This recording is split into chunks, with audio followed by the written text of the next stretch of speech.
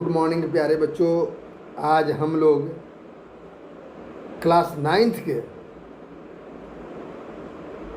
Chapter 1 पढ़ेंगे। समकालीन विश्व में लोकतंत्र, है ना, लोकतंत्र प्रजातंत्र के बारे में हम लोग पढ़ेंगे। तो पहले प्यारे बच्चों हम लोग जाने कि लोकतंत्र के लिए संघर्ष चला।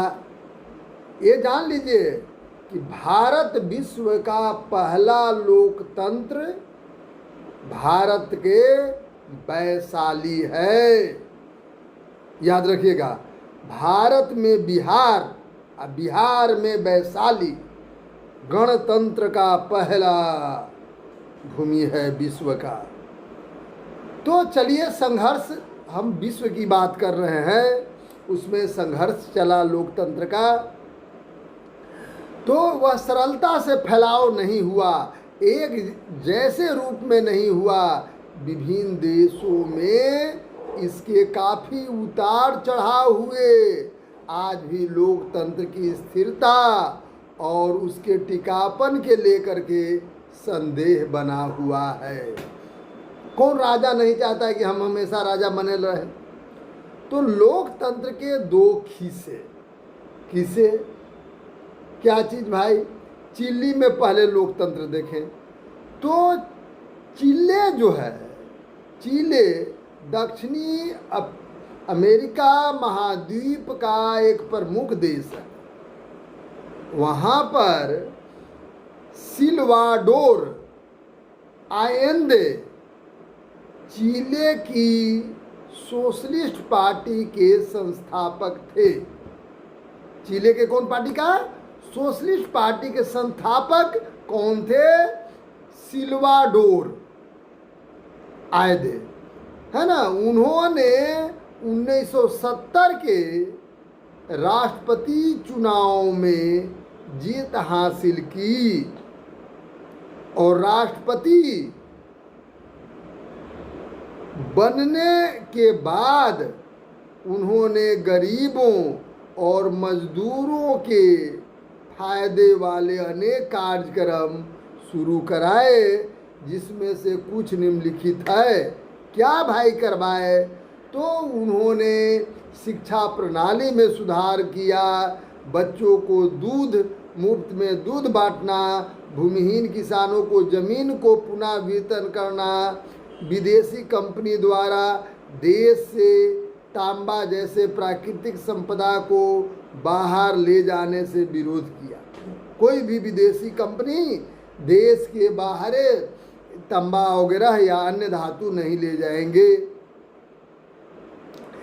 लेकिन उनकी नीति को मुल्क में चर्च, जमींदार वर्ग, अमीर वर्ग, अन्य राजनीतिक पार्टी को पसंद नहीं आया, है ना। तो 11 सितंबर प्यारे बच्चों 1973 को फौज ने उनकी सरकार का सत्ता पलट दी। कौन पलटी?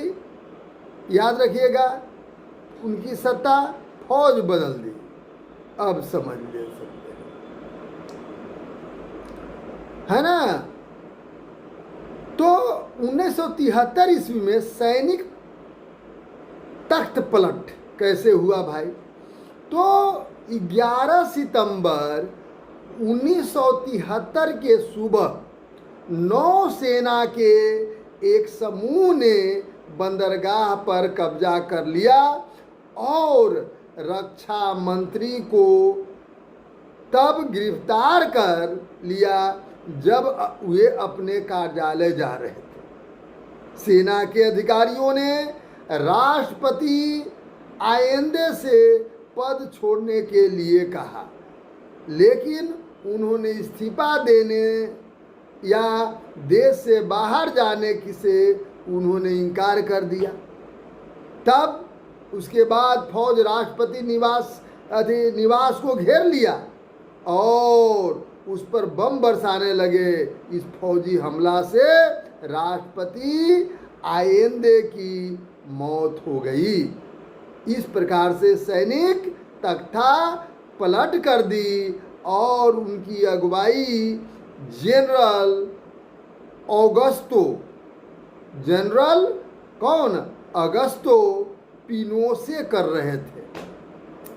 अमेरिकी सरकार में आयेंदे के शासन से खुश लोग नहीं थे, है ना, इसलिए उनके सत्ता पलटने वाले की गतिविधियों को मदद की और उसके लिए पैसा भी लोग उपलब्ध कराए प्यारे बच्चों।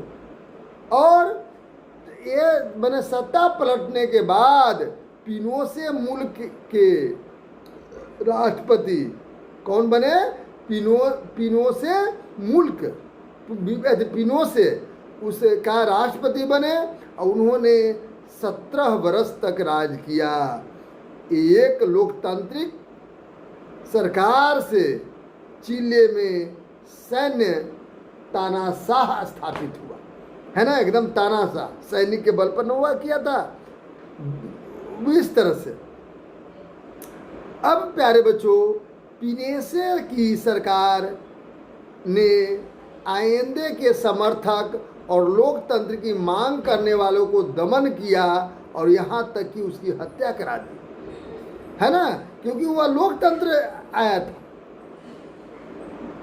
तो फिर कैसे लोकतंत्र की वापसी हुई प्यारे बच्चों? तो पिनोशे के सैनिक शासन 1988 ईस्वी में तब समाप्त हुआ जब जनमत संग्रह का फैसला किया गया। उन्हें भरोसा था कि लोग उनके शासन के जरिए माने शासन को जारी रखने के लिए मतदान करेंगे, उनका था भरोसा। लेकिन चिले के लोग ने अपनी लोकतांत्रिक परंपरा को भूल नहीं पाया था। उन्हें भारी बहुमत से पिनोशे की सत्ता को ठुकरा दिया। जहाँ चुनाव होगा तो अयोग तानाशाह तो हटेगा ही, है ना, तानाशाही तो चलेगा नहीं। इस प्रकार से चिले में राजतांत्रिक स्वतंत्रता बहाल हुई। धीरे धीरे माने जो सैनिक के सेना की भूमिका धीरे धीरे खत्म हो गई प्यारे बच्चों। और माने जनवरी 2006 में राष्ट्रपति आयेंदे की बेटी मिशेल विसेले चिले की राष्ट्रपति बनी।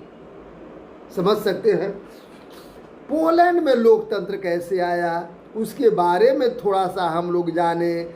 1980 ईस्वी में पोलैंड पर एक जारूजेल्स की क्या नेतृत्व में पोलिश यूनाइटेड वर्कर्स पार्टी का शासन था।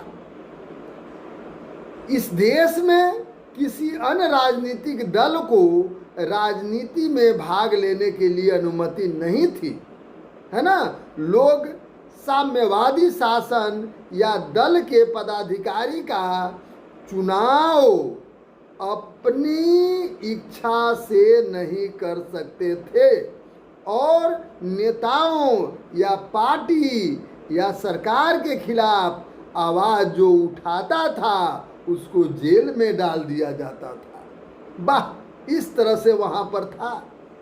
पोलैंड की सरकार को एक बड़ी साम्यवादी देश सोवियत संघ का समर्थन हासिल था और वही इस पर नियंत्रण भी करता था, है ना।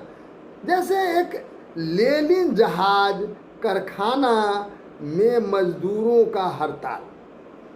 कौन जहाज? लेनिन जहाज।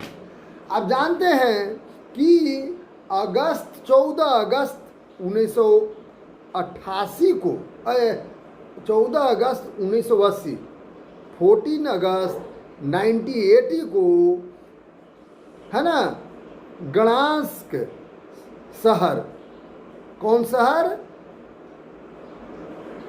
गडांस्क, है ना, शहर स्थित लेनिन जहाज कारखाना के मजदूरों ने हमला कर दी। मजदूरों को एक क्रेन चालक महिला को गलत ढंग से नौकरी से निकालने जाने के खिलाफ यह हड़ताल शुरू हुई, क्योंकि वहाँ यूनाइटेड थे। अब गलत ढंग से उस महिला को, माने वह क्रेन चालक थी, उसको निकाल दिया गया। कानून के अनुसार हड़ताल की इजाज़त नहीं थी, क्योंकि देश में शासन दल से अलग किसी स्वतंत्र मजदूर संघ की अनुमति थी ही नहीं। जहाज कारखाने का इलेक्ट्रीशियन है ना, लेक वालेसा, जो 1976 में काम से निकाला गया था, हड़ताली कर्मचारी की बड़ी मांगों में उनके संग हो लिया। वो भी हड़तालों का समर्थन बढ़ता गया और जल्द ही यह पूरे देश में फैल गया। अब मजदूरों ने ज़्यादा बड़ी मांग शुरू कर दी। उन्होंने स्वतंत्र मजदूर संघ बनाने की मांग की। उन्होंने यह भी मांग की कि राजनीतिक बंदियों को रिहा किया जाए और प्रेस पर लगी सेंसरशिप हटा दिया जाए। सेंसरशिप क्या होता है? माने कोई भी प्रेस पर सेंसरशिप लगता है कि प्रेस एकदम स्वतंत्र है, कोई भी चीज़ सही सही छापे, सरकार की अनुमति की ज़रूरत नहीं है। अब ऐसा हुआ कि अंत में सरकार को हार माननी पड़ी और लोक वालेसा के नेतृत्व में मजदूरों ने सरकार के साथ 21 सूत्री करार किया और हड़ताल खत्म किया, है ना। इस प्रकार सरकार ने स्वतंत्र मजदूर संघ के गठन के लिए अधिकार की मान्यता भी दे दी और हड़ताल का भी अधिकार दे दिया कि कर सकते हैं, है ना। गणास्क संधि के बाद एक नया मजदूर संगठन, है ना, सोलिडारनोस्क बना। किसी भी साम्यवादी देश में पहली बार एक स्वतंत्र मजदूर संघ बना था। प्यारे बच्चों, सरकार की कुप्रबंध और भ्रष्टाचार की व्यापकता की ही से सामने आने सत्ता में बैठे लोगों की परेशानी बढ़ती चली गई। इस तरह से प्यारे बच्चों,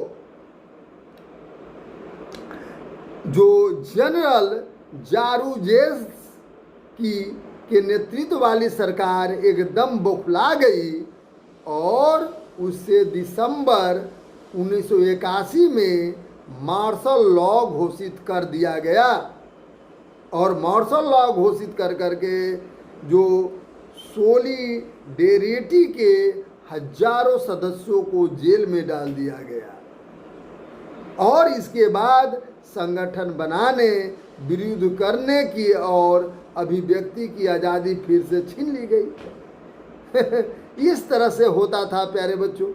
अब ये देख लेना है कि 1888 ईस्वी में जो सोलिडेरिटी ने फिर से हड़ताल करवाई और लेक वालेसे ने इसकी अगुवाई की, है ना। और इससे क्या हुआ प्यारे बच्चों? इससे अक्टूबर 1990 में पोलैंड की राष्ट्रपति पद के लिए पहली बार चुनाव हुए, जिसमें एक से ज़्यादा दल हिस्सा लिए थे और लेक वालेसे का पोलैंड का राष्ट्रपति चुना गया। प्यारे बच्चों, लोकतंत्र की दो विशेषताएं, प्रमुख विशेषताएं क्या है भैया? तो लोकतंत्र सरकार का वह रूप है जिसमें लोग अपनी मर्जी से सरकार चुनते। उसकी दो विशेषता क्या है? तो पहली विशेषता है कि सिर्फ लोगों द्वारा चुने गए नेता को ही देश पर शासन करना चाहिए, पहली विशेषता। तभी ना लोकतंत्र हुआ। लोगों के द्वारा चुने गए नेता को ही देश पर शासन करना चाहिए। दूसरा, लोगों की अभिव्यक्ति की आज़ादी, संगठन बनाने की आज़ादी, विरोध करने की आज़ादी जरूरी है, नहीं तो वह शासन निरंकुश हो जाएगा। लोकतंत्र के 3 नक्शे क्या है? तो 1900 तक विश्व में कुछ ही लोकतांत्रिक शासन वाले देश थे। कौन? America, France, England. 1950 तक दुनिया के अधिकांश उपनिवेशिक को राजनीतिक आज़ादी मिल गई। उपनिवेश क्या है? जब कोई बड़ा देश किसी छोटे देशों पर शासन जमाता है ना, मतलब उसका माने शासन चलाता है। जैसे भारत इंग्लैंड का उपनिवेश था, श्रीलंका इंग्लैंड का उपनिवेश था, पाकिस्तान तो भारत में था, म्यांमार भी किसका?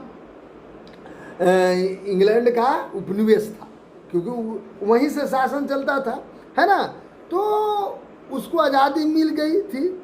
और 1975 तक अधिकांश देश लोकतांत्रिक व्यवस्था कायम कर चुके थे, जबकि अधिकांश देशों में लोकतांत्रिक सरकार तानाशाहों द्वारा है ना, ये जो है उखाड़ फेंक दिया गया।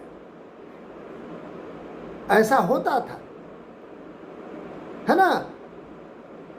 लेकिन तानाशाह जब लोकतंत्र को उखाड़ करके फेंकेगा तो बाकी जनता चुप नहीं बैठेगी। तानाशाह, प्यारे बच्चों, तानाशाह क्या है?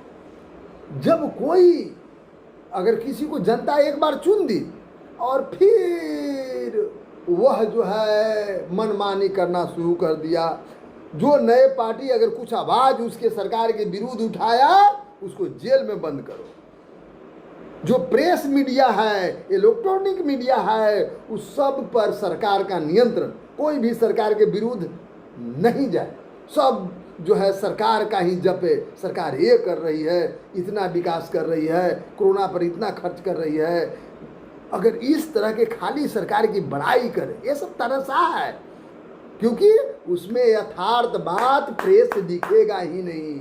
इस तरह से होता है। तो इसके बाद 2000 आते आते आधे से अधिक देश लोकतंत्र का अनुसरण करने लगा और सोवियत संघ के विघटन और अन्य लोकतांत्रिक देशों के समर्थन ने लोकतंत्र के लिए मार्ग प्रशस्त कर दिए। लोकतंत्र के विस्तार के बहुत से चरण हुए। तो शुरुआत में हम लोग ये देखें प्यारे बच्चों, तो 1789 ईस्वी में, मैं बतला रहा हूँ लोकतंत्र के माने विकास के चरण कैसे कैसे हुआ, उस पर देखिए। मैंने 1789 मतलब 1789 की फ्रांसीसी क्रांति के फ्रांसीसी क्रांति ने फ्रांस में टिकाऊ और पक्के लोकतंत्र की स्थापना नहीं की थी, लेकिन फ्रांसीसी क्रांति ने पूरे यूरोप में जगह जगह पर लोकतंत्र के लिए प्रेरणा जरूर दी। 18वीं और 19वीं सदी में राजनैतिक घटनाक्रमों ने राजशाही और सामंतवाद के शक्ति को जरूर मैंने उसको कमजोर कर। भारत में क्या था? सामंतवादी शासन था। भारत में भी सामंतवादी शासन व्यवस्था था, है ना। छोटे छोटे जमींदार क्या थे, छोटे छोटे नवाब क्या थे? वो सामंत थे, है ना। तो ये सब होते थे। और 18वीं और 19वीं शताब्दी में हुए राजनैतिक घटनाओं ने राजशाही और सामंत वर्गों के तो शक्ति कमजोर कर ही दी। लेकिन 1776 ईस्वी में उत्तरी अमेरिका में स्थित ब्रिटिश उपनिवेश ने खुद को आजाद घोषित कर दिया और एक साथ मिलकर संयुक्त राज्य अमेरिका अर्थात आधुनिक अमेरिका का गठन किया और 1787 ईस्वी में उन्होंने एक लोकतांत्रिक संविधान की मंजूरी दिया। लेकिन इस व्यवस्था में भी मतदान का अधिकार पुरुषों तक ही सीमित था।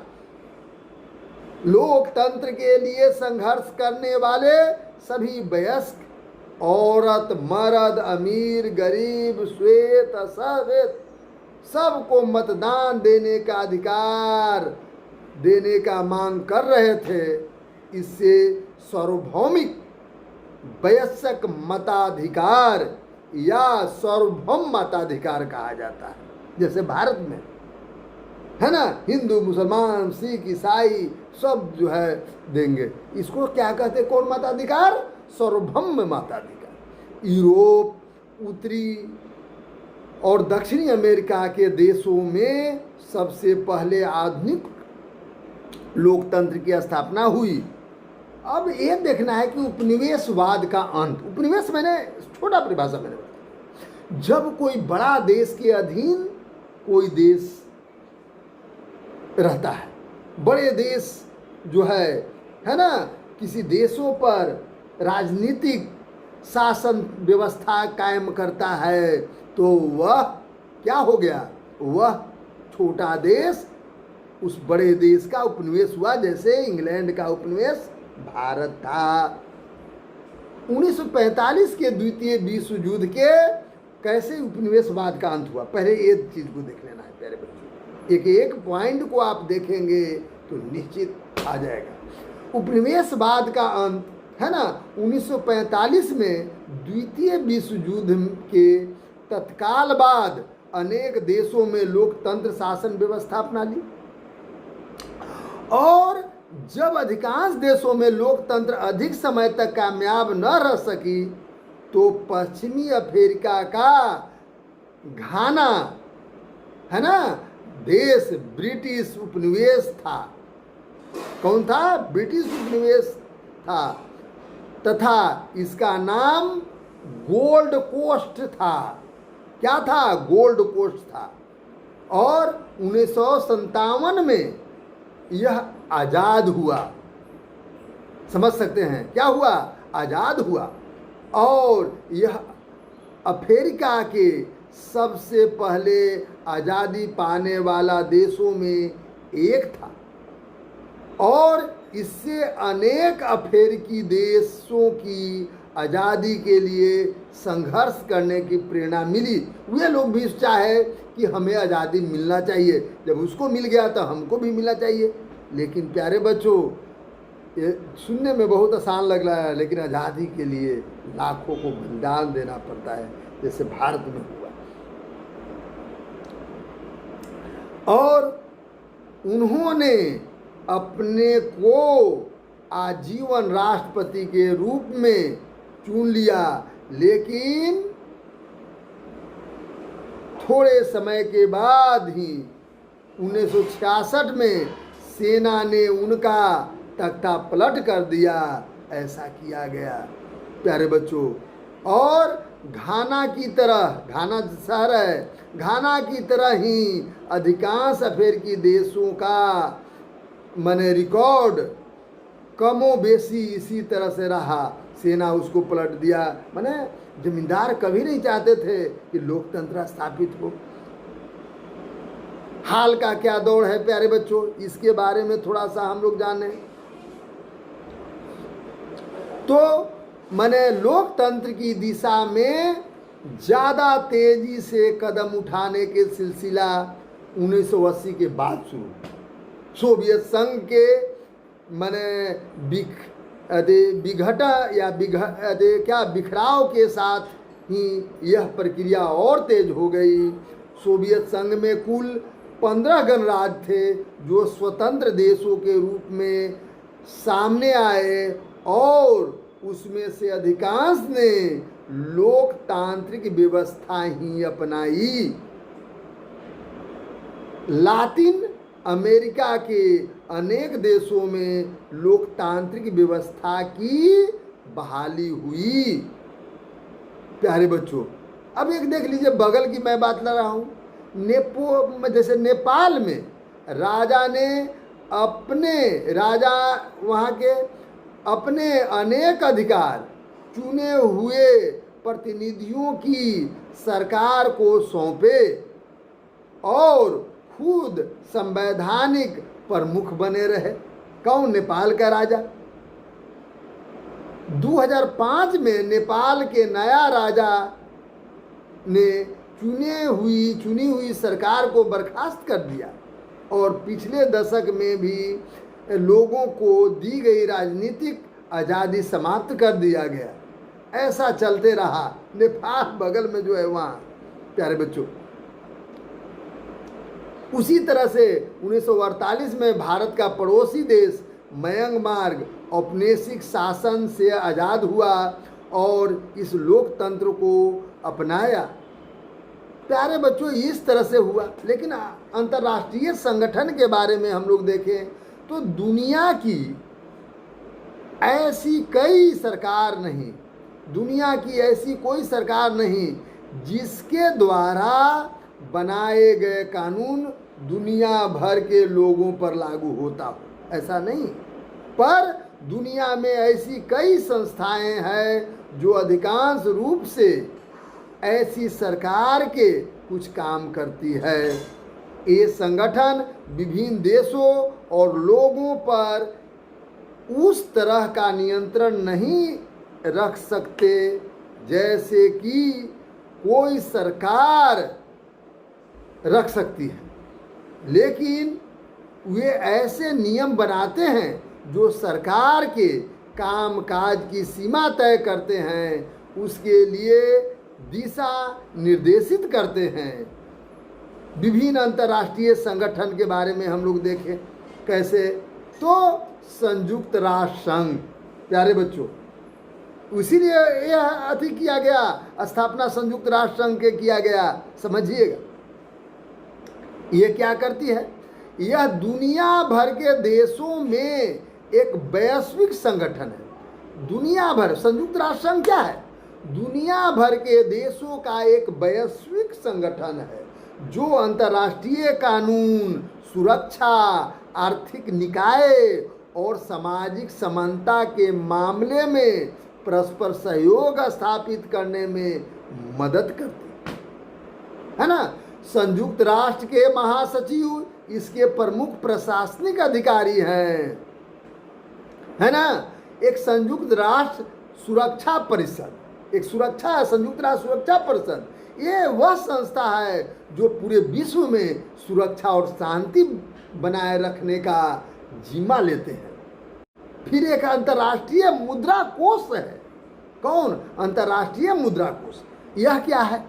तो प्यारे बच्चों, जब सरकार को पैसे की जरूरत होती है तो अंतर्राष्ट्रीय मुद्रा कोष और विश्व बैंक सरकारों को ऋण देती है। उधार देने के पहले ये संस्थाएं संबद्ध सरकार से अपना हिसाब किताब दिखाने को कहती है और उनकी आर्थिक नीतियों के बदलाव के निर्देश देती है। ये है अंतर्राष्ट्रीय संगठन। 3 मैंने बताया ना, 3 अंतर्राष्ट्रीय संगठन है बच्चों। अब देख लेना है कि माने क्या ये निर्णय लोकतांत्रिक है?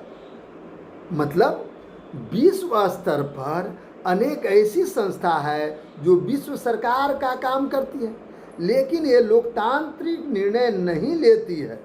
सभी सदस्य देशों को स्वतंत्रता और बराबरी की भागीदारी नहीं मिलती है।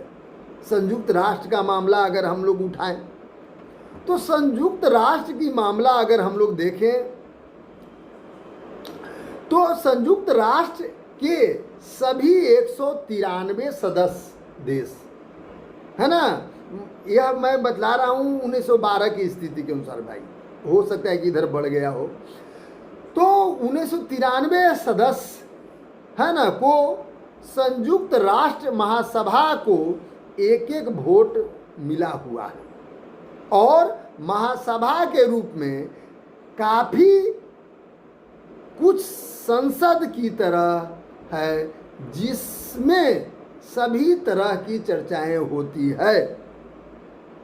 इसके चलते संयुक्त राष्ट्र को ज़्यादा लोकतांत्रिक बनाने की मांग करने वाले देशों और देशों की संख्या बढ़ती जा रही है।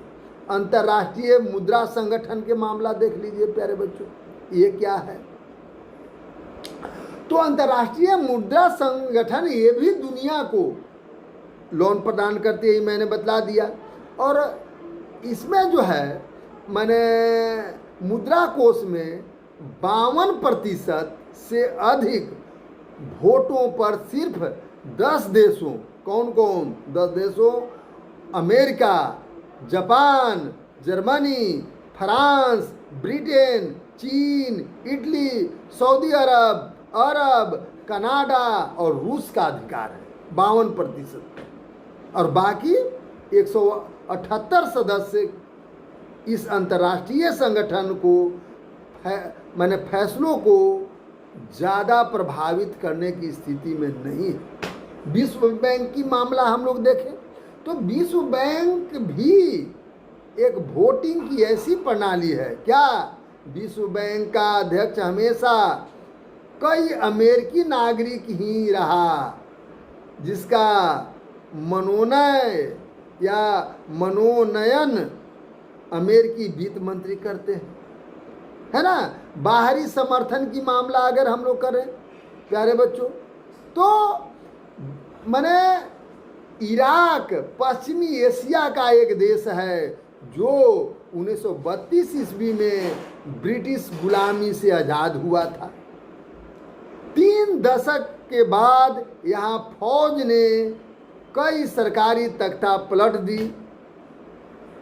एक वहाँ का बाथ पार्टी ने या बाथ पार्टी के नेता सदाम हुसैन, कौन पार्टी के, बाथ पार्टी के नेता सदाम हुसैन ने 1968 में तख्ता पलटने में अहम भूमिका निभाई थी और उसी से यह पार्टी सत्ता में आई थी। समझ सकते हैं प्यारे बच्चों, इराक के खिलाफ युद्ध को सुरक्षा परिषद ने भी मंजूरी नहीं दी थी, है ना। संयुक्त राष्ट्र के महासचिव कोफी अनानन ने भी कहा था कि इटली के खिलाफ अमेरिका का युद्ध गैरकानूनी है, स्पष्ट कहा था। लेकिन वह ताकतवर देश है, जब किसी पर वह आक्रमण कर देता है। इस तरह से प्यारे बच्चों हमारा माने यह समकालीन विश्व के प्रजातंत्र को हम लोग समाप्त करते हैं। फिर इसका क्वेश्चन आंसर हम बता देंगे, आप लोग बना करके फेयर करेंगे क्योंकि परीक्षा में ये निश्चित आएगा। थैंक यू बच्चों। ये क्वेश्चन आंसर आपको कर लेना है, सिविक्स का लेसन 1 का है, समझ गए ना। बस ये क्वेश्चन आंसर आप कर लीजिए, ठीक है। क्वेश्चन अगर करते चल जा रहे हैं ध्यान दीजिएगा, ये सब क्वेश्चन आंसर सब मैं बतला दिया हूँ, एकदम ध्यान से देख करके क्वेश्चन आंसर सब कर लीजिए क्योंकि परीक्षा में ये सब आएंगे, है ना। जैसे परीक्षा में पूछ रहे हैं, ध्यान दीजिए।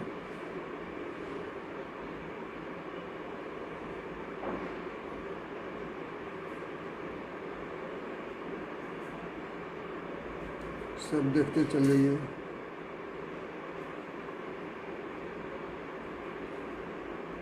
देख रहे हैं,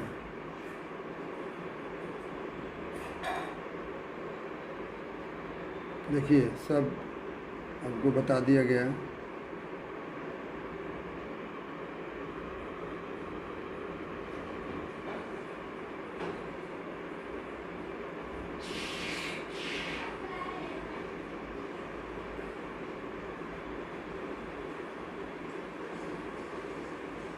सबका उत्तर सब परीक्षा में पूछता है, सब आप कर लेंगे।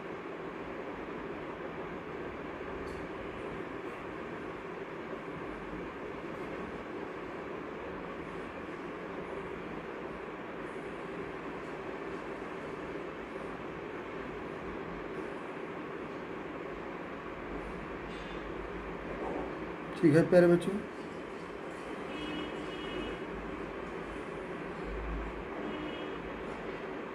Thank you. ये सब आपको बना लेना है, क्वेश्चन आंसर जितना जल्दी